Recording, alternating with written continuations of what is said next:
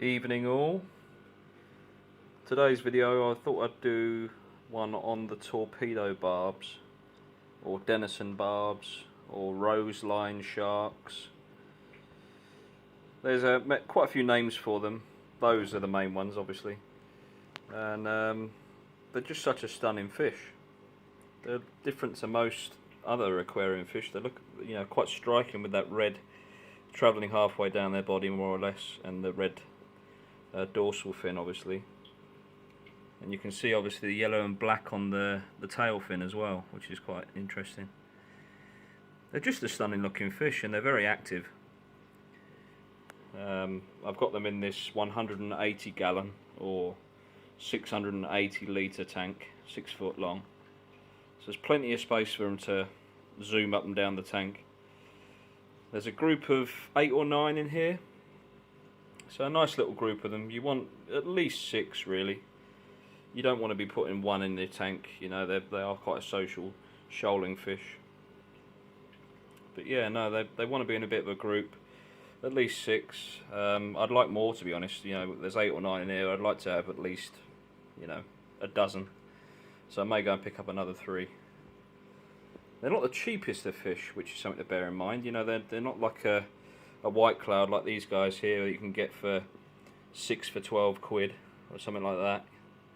You'll be looking more along the lines of 3 for 30 pounds for the Roseline Sharks, Denson Barbs. You might be able to get them for a little bit less than that if they come in smaller.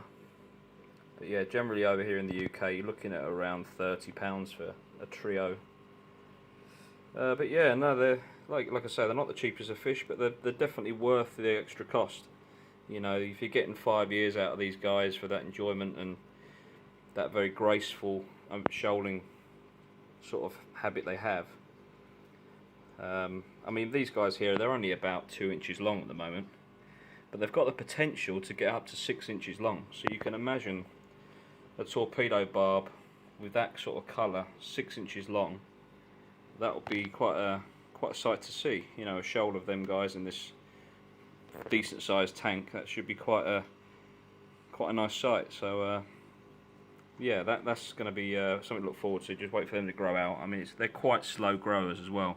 I mean, the first group of them I think I had 6 to start with, and I've had them for 6 months or so, and they've not really grown that much. They've maybe put on ½ an inch to an inch, because I did get them quite small. But yeah, they're fairly slow grower. They're probably not going to max out at that 6 inches for a long time, if at all, in the aquarium. But in the wild, they've been seen at around the 6 inch mark, where there's obviously unlimited amounts of water. But you might see them around the 4 to 5 inches, very possible. But they'll be quite chunky at that as well. They won't just be long. They'll be a fairly chunky looking fish as well. I don't think they'll get to the size of like a filament barb or something like that. They get a little bit larger, but these guys they'll get a fair size. They're not going to be a small fish for sure. You're going to want at least a 4 foot tank for these. You're not going to want anything much smaller than that. They're quite active. Once they get in their little shoal and they're zooming up and down the tank, they are fairly active. They're going to want that space. So I'd probably say at least 18 inches front to back and 4 foot long of a tank. You what's that in US gallons? Probably 75 US gallons, something like that. 300 litres, give or take. It'd be quite a good sized tank for these guys to start with. I've got them their forever home really, with a 6 foot by 2 foot by 2 foot. Is just they're sort of spoiled for space really. So yeah, I'm quite happy with what I've gone for there.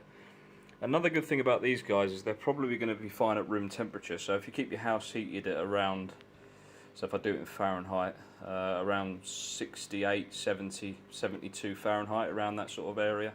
If you're keeping your house at least that warm, so for instance my tank here, there's not got a heater in it at all, and the room temperature is around 70 to 72 Fahrenheit. So what's that, 22 degrees centigrade, something around that sort of temperature. So yeah, it's plenty warm enough for them. They can go to that cooler temperature.